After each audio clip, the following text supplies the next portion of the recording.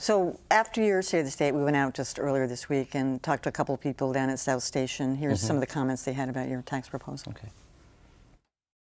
Is there something else we can reduce so we don't have to raise taxes? I don't see how increasing the income taxes is going to help the economy in Massachusetts. He hasn't shown me how he's improving management by cutting back. Like, all we're doing is adding revenue and taxes to everything. The whole issue about cutting back, Yeah. and then you've addressed this before, and there was a lot of criticism last year about the whole EBT system, and you said you're not going to penalize the poorest among us, but people have this notion that there are too many people getting something for nothing, Right. and that we're not cutting back on entitlements and all that. Right. Is that wrong? Well, much of it is wrong. I mean, I do hear that, and I'm sensitive to it, and because I'm kind of an efficiency, I'm obsessed with getting the most out of what we do. Between that instinct and, frankly, the recession, we have had to stretch a dollar further. We are 6,000 headcount smaller in government than we were when I came to office. We have eliminated any number of agencies. The Turnpike Authority is gone. We've collapsed many agencies into fewer.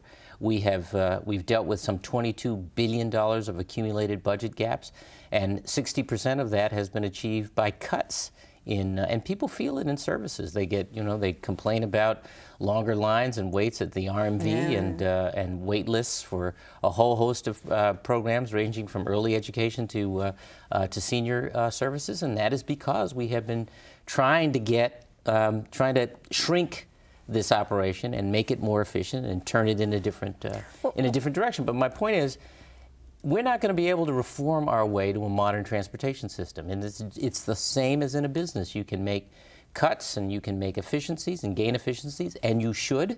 That is a part of the regular journey of any effective organization. But you're not going to get growth without investment. All right, but the basic question is, how do you sell this? Because if people aren't convinced, people are still waiting for the income tax rollback, which they voted in. What was that, 10 years ago, whenever it was? And it was before you were governor. But that isn't going to happen. The voters said we want to roll back these income taxes to 5%, and now it's going up incrementally again. So how do you sell something like this? Well, I think, first of all, I think what we are doing that's different from what other administrations have done, and I think in many respects what doesn't happen often enough in American politics is that we are trusting the public with the facts.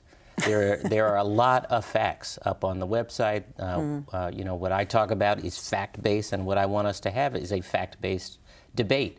And I want people to understand that if what they want is to have the income tax rolled back to to something, if they want lower income, if they want lower taxes, then they must also accept that we are not going to have the kind of transportation system they say they want. We're not going to have the kind of education system they say they want. There are things we must do that are investments of ideas and creativity that go beyond money, but money's a part of it too.